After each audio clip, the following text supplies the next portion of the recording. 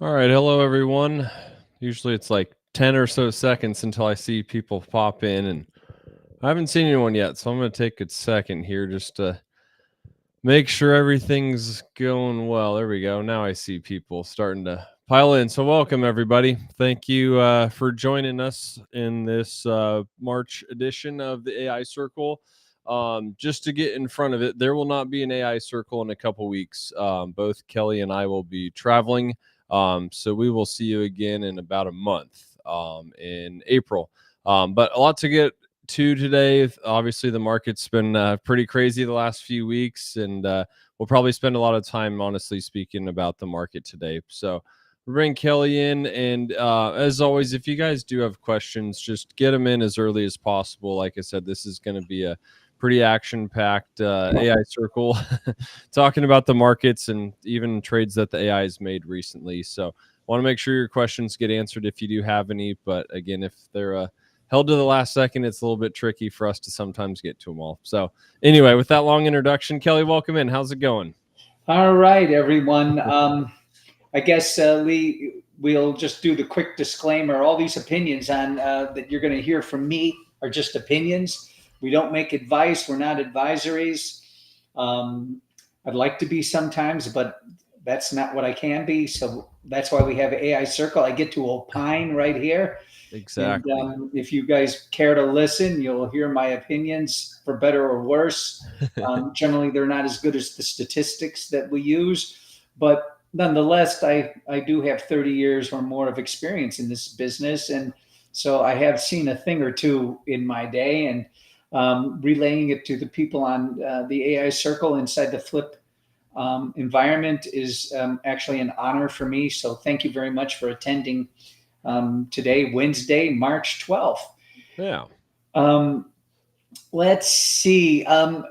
If everybody hopefully can see the screen, as you can tell, everyone, There you it's go. been all over the news, and the markets finally gave way to the fear of the tariffs.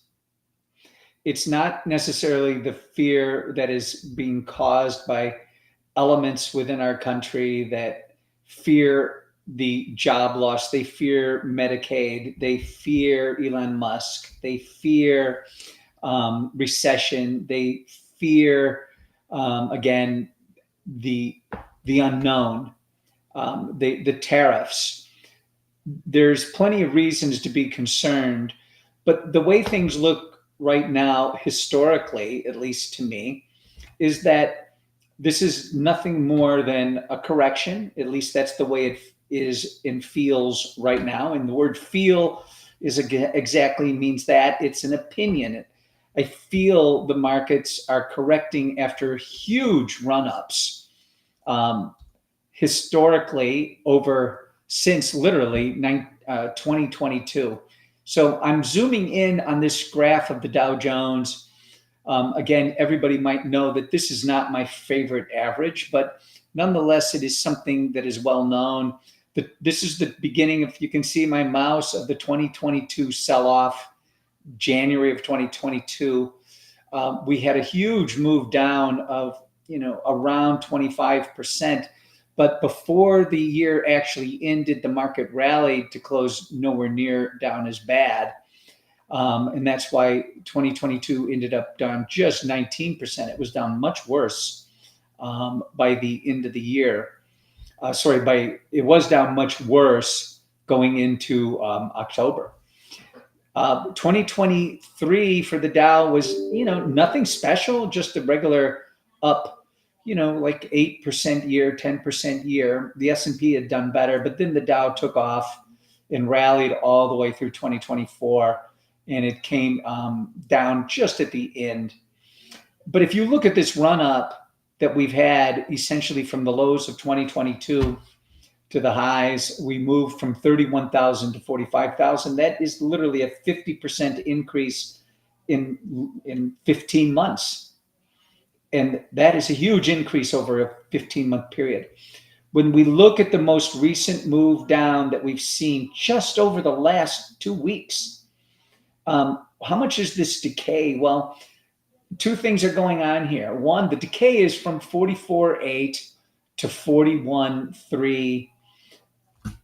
Basically, we're down around just 10% or so. That's a big move. Sorry, about 12% now. That's a big move. But in the context of everything else, it's not that big of a move. We have, however, sliced through a 200-day moving average, which we all should keep an eye on. 200-day moving averages mean something to more and less degrees. They mean quite a bit actually in the S&P 500, but they mean much less in the NASDAQ and or the Dow and or the Wilshire or the Russell indices. But 200-day moving averages still have meaning on all of them, just greater degrees or less. So we're in a correction here in the market by being over down 10%. If we go to the S&P market, here's this correction. This is the largest correction we've seen since 2022. We're now down from around 6,100 to basically 5,600. So down 500 points from 6,100. That's not even 10%. That's just about 8%. So when I look at the context, this is an 8% correction in the market. It feels scary because we see it over the news, but it's 8%. The same, let's take a look quickly at the NASDAQ. Now the NASDAQ went from basically 20,000 to 17,500, call it. It's a little higher than that now, 17,650. So we've lost 2,500 points from 20,000. So we kind of know that that's more like 16%. So that is a good correction. It's not a bear market, but it is a correction. But we saw that same correction last year. And we bounced off of, this is again a 200-day moving average. This particular time, though, is important because we literally knifed right through this correction, 200-day moving average. And we knifed through it in such a way that it turns this moving average over. Now, moving averages mean nothing really to me and or to most people. It is just that. It's a derivative of price. They might have some meaning, but they don't have any meaning in terms of, for example, machine learning. It is a piece of information that we feed a machine, and the machine actually does come back and show it to be significant. However, it doesn't show it to be significant over making short-term trades or creating rules, which is what machine learning can do to help us improve our journey in the stock market and under specific symbols inside the stock market. So where has this damage really occurred? Well, it goes to the Mag 7. These are the Mag 7. If you can see them here on my screen, this is essentially the old FANG, which has been hence renamed to the Mag 7. The FANG was 5 stocks. The Mag 7 is 7 stocks. And that's the addition of Nvidia and what was the other one? Google, Microsoft, because the Microsoft wasn't in the FANG. It's the inclusion of these 7 major stocks. Now they all, you can see, had good rallies today, but in the context of their losses, they are not good rallies.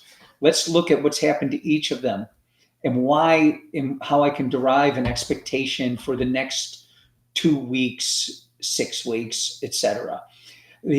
Again, 200-day moving averages mean nothing, but we're going to talk about that a lot tonight. Again, Apple is down off of its highs pretty significantly, made a new low today, again, through its 200-day moving average. Google, the same, and also turning the moving average lower. Meta, guess what? Not below its 200-day moving average. It is a correction, and it's significant, but it's not below it yet. Amazon, right on it. Right on its 200-day moving average. Microsoft is an interesting stock here. Again, it's not only through its 200-day moving average, but Microsoft really hasn't gone anywhere, literally, since last July. it has been in a constant pace. And as you can see, the 200-day moving average was pretty flat. It's now turned lower, and it's actually below 2 standard deviations. This looks bearish to me, folks. And when you see some stocks like this, that means there's something going on in their business model that tells you it does aim at that terrible R word called recession.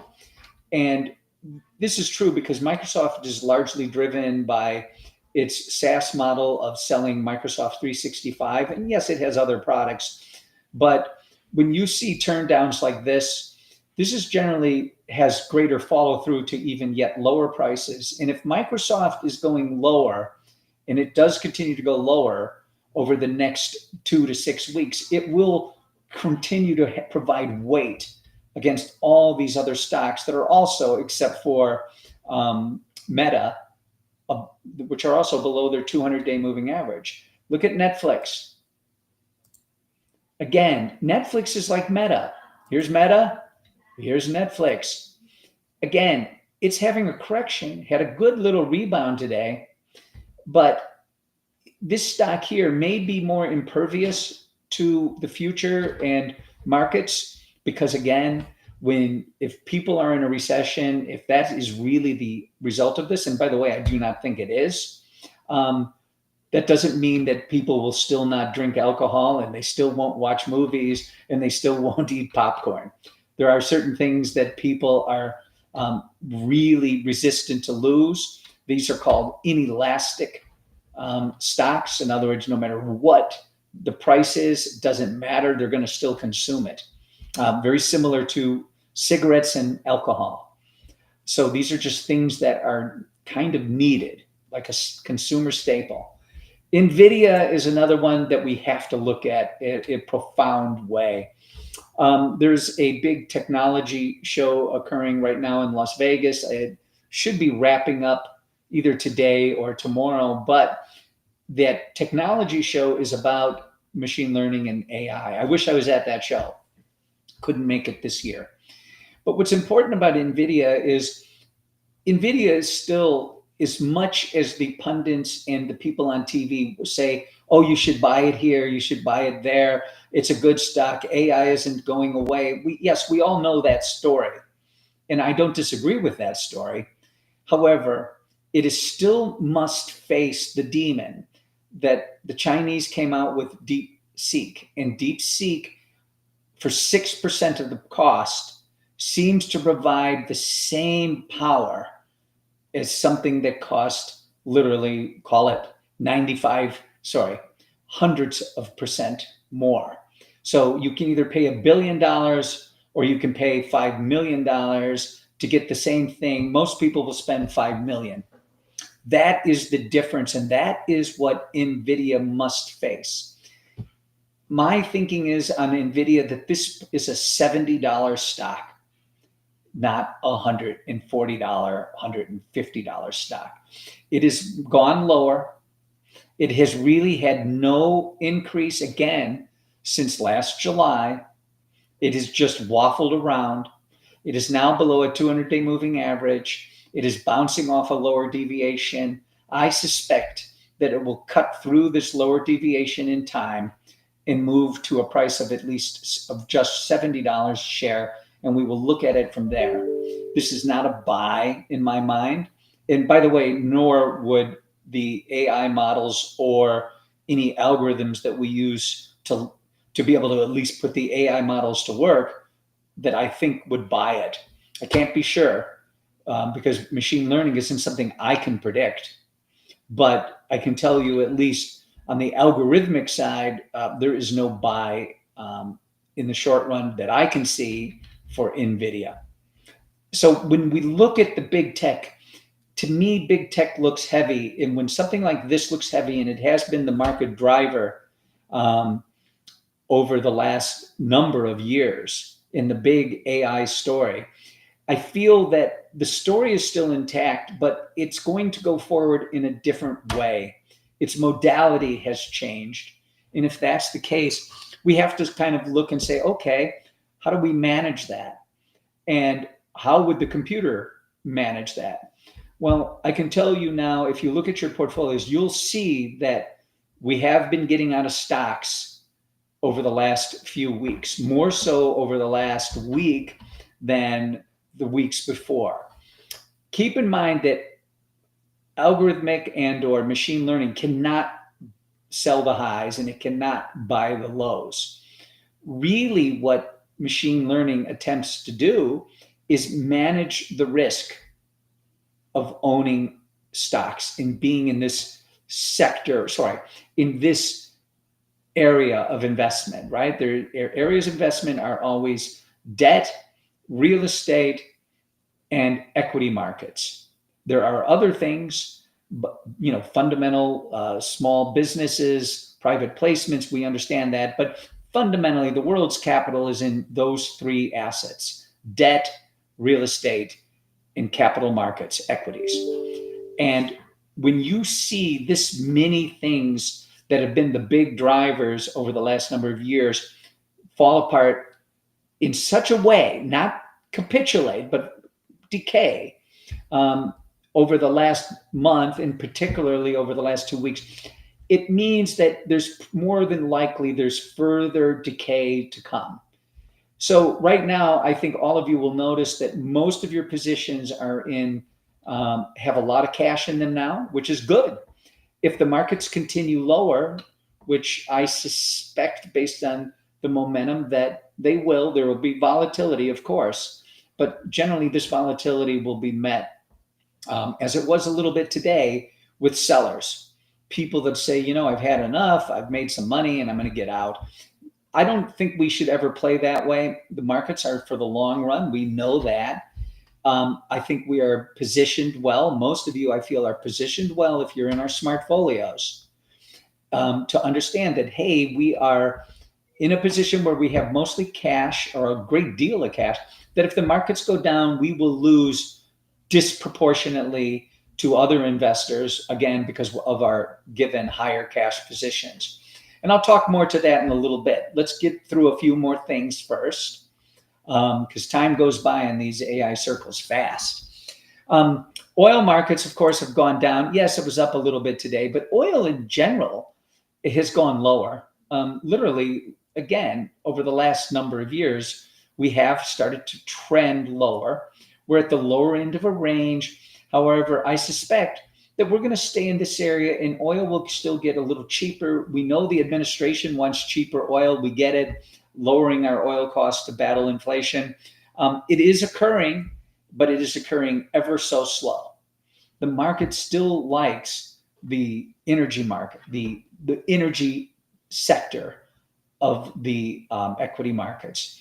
And let's talk, going to that, let's take a look about where we are. Look at ExxonMobil, for example. ExxonMobil is still paying around a 4.5% dividend. We don't own a lot of that. However, it hasn't gone anywhere. Even though oil prices have come down for a great deal over the last 5 years, if you think of it, Exxon hasn't gone really anywhere. It's in a range, a high of around 125 up here, and then basically lows are kind of right around here, 106.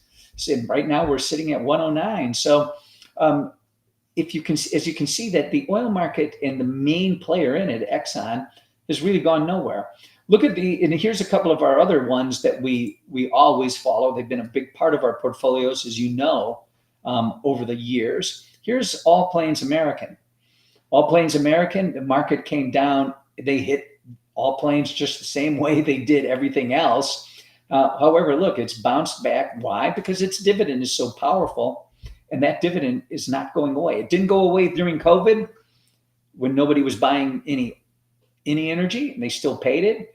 And here we are, and we are sitting at about just under $20 a share, and the high was about $1 higher, and it still pays a great dividend.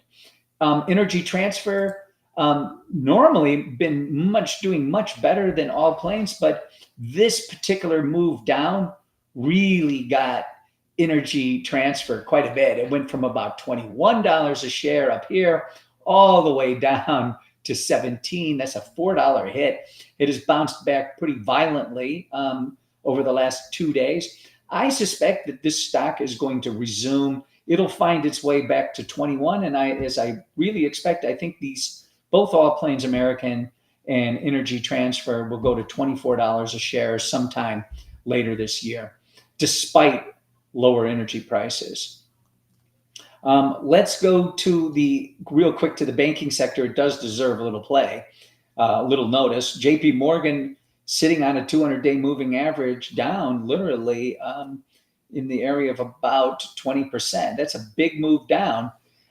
It looks like a bargain down here to me. I would be a buyer here and risk very little, maybe risk just $10, $12 if I was a trader. Same thing is true of Goldman Sachs. And maybe everyone can see why I am focused in on 200-day moving averages. Because if you noticed, everything I've showed you, most of these stocks have either moved right to their 200-day moving average, or they've cut through it. And in the case of the two big techs, slightly above it. But what I've noticed is there are a tremendous number of stocks that have come down and gone below 200-day moving averages. That generally is a portender of still lower prices ahead. I'm not saying it's the case this time, but that's still my sense. And we are positioned for it. The Smartfolios are positioned for it currently. And we'll get to this real quick right now, which is the S&P 500. We had an S&P 500 trade today. Matter of fact, it's worth showing the chart or graph of that. We literally got out of the S&P 500 today. I'll stop the share and I'm going to reshare something else that I think is significant. It's right here. I hope everybody can see it. This is hard to see, but what I'm going to want everybody to focus on is right over here. The very right. I'm going to try to make this as big as I can. Oh, you deleted it on accident. All right. Yeah, no, that's what happens with this. I'm sorry, everyone. I've done that a few times. Let's do this again. Can we see it? Yep. Take a look at this. Here is just the algorithmic viewpoint of what's going on. We had a trade that you kind of remember. I remember when we put the trade on for the S&P 500 in January. We rode it up a bit, but it has since fallen markedly. And our sell signal literally came to us last night. It was executed on the open tomorrow. That little red dot, if you can see it right over here, it's going to be hard, means that today literally was the exit day for the S&P 500. It's always uncanny how AI Circle seems to coincide with something like this. I know it's really hard to see. I cannot zoom in with this software. This is where code exists underneath it. In the old days, this is how we could do it. But nowadays we do it in a different language and under different auspices. But this is a visual interpretation of the algorithmic side of our machine learning and back-end technology. And I use this just to keep an eye on to make sure our technology is reasonable. It's just a back-end science. So Kelly, while you're here, and sure. if you can't get to it quickly, just say no. But I know you have the buy and hold versus the algorithmic / AI holding, if you will, of the SPY. Because again, a lot of people, even if they've been with us a couple years, it's a good sample size. Don't get me wrong. But when the market goes straight up, you don't necessarily get to see the whole power of it. Right. I guess my point being is this is, more often than not, obviously the market's going up, and should someone have opened an account 2 weeks ago, they're like, what the hell, this thing doesn't work. I've done nothing but lose a few percent. But I think when you get maybe a bigger sample size or just a bigger time horizon, quite frankly, you can see, I would say, a very accurate depiction of exactly what we're trying to do. You talk about managing risk and all of that, and there it is. So go ahead, talk to me. Well, let me talk to people about that exact issue, because this is really fundamental. We had a phone call the other day from just a regular user, a large user of our product, and they ask, good questions. And one of them is, well, you use machine technology, and conceptually, a lot of people believe that we're actually able to predict the market. Like, in other words, why didn't the AI get us out, 2 weeks ago?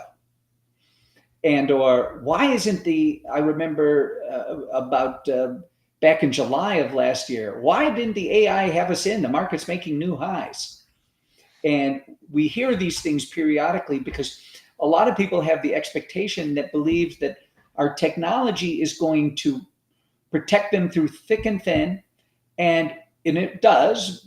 But again, there's small caveats, and I mean small caveats, and that it's going to be able to time the market. And I think to everybody out there, if I was so good to be able to time the market, this is what an old trader told me, why would I sell that information? I wouldn't, unless I'm an altruist. Most people, if you have a secret sauce, the holy grail of trading, they would just keep it to themselves and always do it just for themselves. They don't need to be able to offer it to anyone else. There is no holy grail, but what there is understanding of risk and reward. If the market senses that, if our machine learning and algorithms sense that there are, in the future going forward, there is more risk than there is reward, it gets out of the market. And it also gets into the market when it feels there's greater reward than there is risk. Here's an example of it. Here is what Lee was referring to. If you, again, hard to see, but you should be able to see a little black squiggly line here. That's the S&P 500's chart. The green histogram kind of overlaid on top of it is the use of our software applied to the S&P 500. And something you should obviously note, most of the time, in our case, the green is above the black, which is basically saying that our algorithm is outperforming over time the S&P 500. In other words, we're better off trading the S&P 500 than we are just simply owning it. Why? Because it has an uncanny way of being able to predict risk when it is greater than reward. And to note to it, to Lee's point, when you see these green histograms here flat, it means we're out of the market. Look what the market was doing when we were out. This is 2022. It was going down. Yep. Every little green little area means we're out of the market. We're out of the market right there where my mouse is, if you can see it. Over here, where you can see it. This was the phone call I had last year. I remember where I was. I was at Freedom Fest in Las Vegas, and we were out of the market. And I remember it was July. We were out of the market. And as you can see, we're out of the market literally since May of 2024. And look what the S&P was doing. It was going up. So we would get some calls. People would say, why aren't you in the S&P? And because the S&P was going up.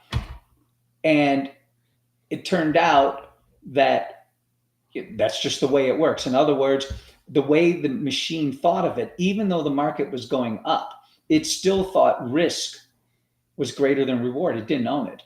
But what ended up happening is the market came down to here. And I remember this. The date around here was, if I can look at it. It was like August 14th or something. It was something like that. You can even remember the date. It was August 6th. Okay. Week off for me. A week off, Lee. And all of a sudden, we had this little dip and we bought the market. But guess why? Because the market had came down and now the reward was better than the risk. someone could have made the argument, well, why didn't you buy it over here where at that time maybe the risk was better? You don't know that. Again, we can't buy the lows and sell the highs necessarily, but we can at least examine risk and reward. And that is actually our approach. It's it's not predicting anything. It's only evaluating risk and reward, and it makes trades or investments based on those two things, not just because, oh, it's a good company. All the companies we invest in are good companies, all of them. They're all good, but that doesn't mean they can't go down 30, 40, 50%. Right. We just don't want to go down 30, 40, 50% with them. We'll own them later. And if you also notice one other thing before I leave this screen, you notice that the way we stay above the market is because we do look for the best risk reward. So when we bought the market here on August 6th, if you can see my mouse, well, look, then we participated with the market after that. We got wiggled out. I remember this. Then here we were out. The market didn't do much towards the end of the year. And then we bought it, I remember, on January 10th. Now we're coming down with it. And literally today, we got out. I suspect we're going to, as the days in pass going forward, you're going to see the green line over here start to form like these other flat green lines. And we'll see where the market goes. Right now, again, it will buy the market. But right now, even we just got out, it actually feels that risk is definitely higher than any future reward. So this is the way it works. And as you can just see over time, this is how it works. This is a great picture to understand the technology that we use. This kind of technology, it works. And as you can tell, this is over since the beginning of, or the end of 2019. And if you just think of it, that's now 5 years of data. And you can see that what journey would you want? The journey where we're going up, we all like that. But then the journey of 2022, we missed a lot of that.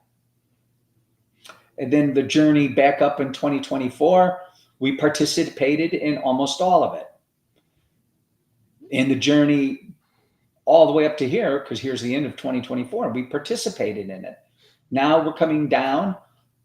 Our hopes are that the market kind of resumes its rally, but if it doesn't and it gets cheaper, we will buy it again. And this is, by the way, this is the spider. This is true of all the stocks we have. Yep. This is what's important here. So now I'm going to stop sharing this.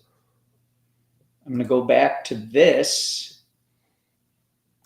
Well, while you're doing that, you brought up 2022 and it was flat for a long time. I remember maybe 3 or 4 different occasions where we got into the SPY and then the next day it ended up actually selling it. It might have lost, say, 0.5% or something like that. But the AI is, I'm not saying that's going to happen.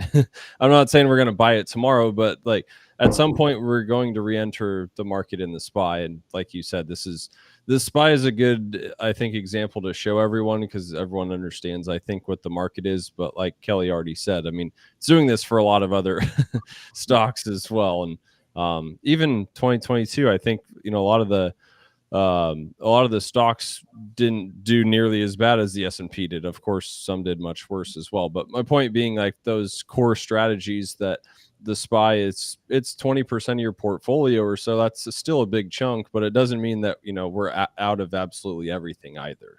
Correct. I mean, here's an example of companies that we own in the balanced portfolio. So this is Eli Lilly, everyone. So 2022 for Eli Lilly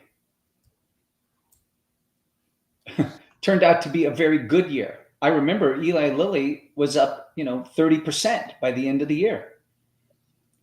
But the market was down. But that was still in our portfolio. Why? Because it didn't violate any rules and we owned it the whole way. And so when we have, this is, again, conceptually, this is why when you do the same thing I just displayed with the S&P, but you apply that to all the different things inside of a portfolio, that doesn't mean all stocks are behaving like the S&P. most stocks, they're correlated to the S&P, but that doesn't mean they behave exactly like it. And that's why the conceptually, when you put together a portfolio, like the balanced portfolio has 21 things in it, it's going to have stocks that are not doing well. Okay, here's Caterpillar, everyone. So let me bring Caterpillar up to date. Okay, so yes, Caterpillar came down, but if I just look at it, it's a more volatile journey up and down, but it still generally moves higher. But 2022, yes, 2022, Caterpillar, here it is here. Caterpillar for 2022 was actually up on the year. So was many other things on that year. Here's Netflix. 2022, Netflix got destroyed. I could tell you we weren't in it. We were not in it, but we ended up buying it. I can tell you we probably bought it somewhere around 2023. By just looking at this, I could just tell the way it works. And so the idea is we are going to be in and out of various symbols inside your portfolio, as we are right now. And you notice that when you see the little orange dot at the top of the left, if the orange dot's there, it means we're in it. If the orange dot is not there, it means we're out and flat. Your money's in cash, and you have no risk with that symbol as long as there's no little orange dot. And the orange dot just means you're in. And that is why it works. And you can see, hopefully it should be obvious that if we do that and apply that over many different symbols, it actually improves overall. In other words, incrementally, if you do this, it actually makes things even better. And that's why we put together portfolios. Just right? Because this way we can participate using the technology over a vast swath of things, and not all things behave the same way at the same time. Just the last point on these, go to Tesla for me, because again, just to maybe interesting put a one to on all this. Too. Well, but recently, like I think Tesla got, gosh, it was in the 400s if I remember correctly, a few months back. I think we sold it. 480. Yeah. So we sold my point being we sold it somewhere in the high 300s, and what it was as recently as a couple days ago in the 230s, like that. Say 350 to 250, even just $100. I don't want to say just as in it's a small drop, but those cliffs are exactly what we're trying to skip. So yeah, what we're trying to miss is these sharp moves down. Yeah. Interesting. You told me to point to this one. I like this. It's like I really never liked the volatility of Tesla, but this is one where I made a personal stab at it today. It's up. It was up nicely today, like 8%. It looks like 7.5%. But anything that falls 50% area inside of a month is dislocated. It's just dislocated. It did not happen to Ford. And what this is, this could be a lot of different things in the case of Tesla. Tesla is a worldwide company. It has factories in China and in many other places. It also has, now there's a political ramification for what Elon Musk is doing. Right. And so all of these things combined, this is a hard one, by the way, to use machine learning on. And the reason is because you can see, look at the sharp volatility, 50% losses inside of a month. It almost looks like Bitcoin. It looks like Bitcoin to me. And that is the, this is something that's what we call in my world is difficult to map. In other words, we can't, it's so erratic and so volatile that it's hard to manage the risk, right? Because there's so much risk with all that volatility. You can't manage it. And the computer has trouble saying, well, what is the risk? One day, over a short period of time, the risk might be, 5% a day. And then over other times, it could be 50%, over a very, say 5% a day. And now it could be 40% a day. That's just ridiculous. It's hard to map, almost impossible to map. This is something you trade or you have a very, very long-term system on, which is the way we do it. And that's why we did get out of this stock a while back. We did spare ourselves the loss of yet another $100 lower. But it would probably take a sizable move up for our product to buy it again. And that's the way I would want it, right? You want it to prove itself. Hey, prove to me we should own something. Let me get back to finish off this. The other thing that we can just jump to here is Bitcoin itself. Maybe we just go to that and look at Bitcoin. This, so as we know, this is the election. Trump wins the election and the market just explodes higher. There's the move up. It went from basically 70,000 all the way up to 100. And I remember it hitting 106, 108,000. And now we've come all the way down to 83,000. And guess what? It too is on a 200-day moving average. It's just too much coincidence that everything has fallen to a very significant level of support. So many things. Instinctively, when you see that happen, it tells me we have event risk in the market, which is what it is. Event meaning there's something in particular that caused this. And it is the trade issues, the tariffs. And I also remember this in Trump's first term, Christmas 2018. Maybe Lee, you can remember that one too. And we were just kind of new in our infancy, and the markets lost 20% in 2 weeks. And I remember we bought that one, and we were out before it. We bought it, and then we participated in a good 2019. But in the case of Bitcoin, when all markets fall, people sell everything, and they sold Bitcoin. I like Bitcoin here. It doesn't mean it can't go a little lower, but here is a very good first stop where you could take a nibble at it if you're a trader. But anything you make if you're a trader means it should be short term. You're not making an investment, you're making a trade. And so if you see profits, you should take them. And just know that there might be a chance the very following day to get the price at the price you paid for it a few days ago. And so this is what's going on in Bitcoin. It's come down too. That's why most portfolios look so terrible. By the way, while we're here, I'm going to show you Ethereum. Look what's happened to Ethereum. Ethereum is lost. Bitcoin, as we know, is down from 108 to 80.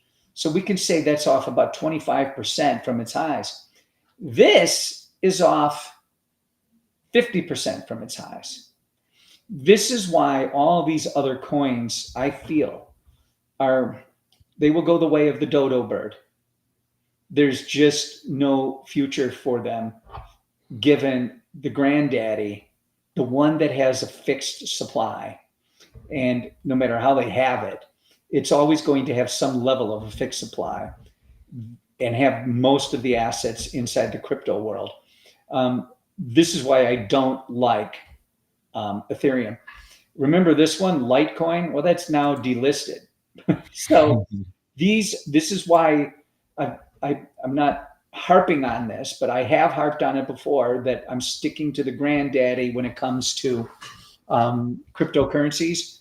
And I think we are now in a perfect evidence as to why that's the correct move. This again is moving around. It's rational, and the other ones are moving around too. They're going down much more, or they're going to being delisted. So things are happening that make these things not work, or they have to change their name. They have to do something to pick up the pieces of broken ideas. Unfortunately, that's the way I look at it. So I think Bitcoin is fine. It's always been a rocky road. I think those people invested in it know that. And I don't think they're afraid of the 25% off of the all-time highs. I wouldn't be, and I own it, and I'm not. And I also think our Bitflip portfolio has done well. I mean, basically, if it goes down 25%, that means somebody lost 25%. I know we didn't, but this is just the way it is. I mean, that's the reason why we're going to try to participate differently. Going back, I think I'm kind of wrapping up. Lee, that was a lot. It was on everyone. So I'll just end it with this, and we can have a few questions, I guess, and go from there. But I suspect the same kind of volatility going forward over the next few weeks. I think we're not done with this. I mean, I would like it to be that way, but generally, when you see markets like this, they just don't resume easily. They need time. They need to digest what's happened. And I'll just finally end with this before, if there's any Q&A, is that I've noticed this every time on the pundits from CNBC or Fox Business or Bloomberg. It seems so obvious that all these people come on and they're all saying this is a buying opportunity. And they've been saying that for years, and for years they've basically been right. And they may be right this time, but I don't think they understand the amount of pain that their investors must take when they go in with these buy and hold strategies and or dollar cost averaging, which I think is still ultimately naive, instead of trying your best to manage risk and reward. We're not timing the market, we're measuring risk and reward. It may appear like timing, but it's not. It's an evaluation. Again, I'll repeat it a million times. Risk and reward. If the future risk is not worth the future reward, why own it? And I'll end on that. Yeah, well, perfectly said. And I don't know if it was the time change or what, but we didn't have many folks watching today, which is fine. This will be a good replay for people to be able to listen to on their own time, especially when we're not going to have another AI circle in a couple weeks like normal. Other than that, I mean, from my questions, I just wanted to make sure, because I get, various questions of, oh, the AI is not working. We've lost some, 5% or whatever it is. And at the same time, like the market has too, where it's done worse for one. But also like, I think it's, the market's kind of been an ATM machine for a lot of people for so long. It's just like, it always goes up. Whatever I put into it's guaranteed to make me something, which that G word you can't really use in the financial services world, because nothing is guaranteed. But again, at the same time, though, the market does go up a lot more often than it doesn't. So I wouldn't get too crazy pessimistic or optimistic about it. And if you can't stomach, a 5% loss, then maybe an aggressive portfolio is not for you, I guess, is what I would say. So, no real Q&A today. So I believe, and we'll get something out on this, but I believe our next AI circle is going to be the second week of April, which would be the 9th. I believe Kelly and I are both back for that. So we'll get something out to everyone. Like I said, I'm assuming a lot of folks are going to see this on replay and be bummed that they missed it live, but that was okay, because we had a lot of stuff to cover between mostly you, but maybe me chiming in a little bit as well. So we'll let everyone get on with the rest of their night. Enjoy the rest of your weeks. And again, we will probably see you back on April 9th. And we'll be in contact just to confirm that date. So have a good one. Thanks to the handful of you that did join tonight. Hope you got some good value out of it, and we'll see you guys again soon. All the best.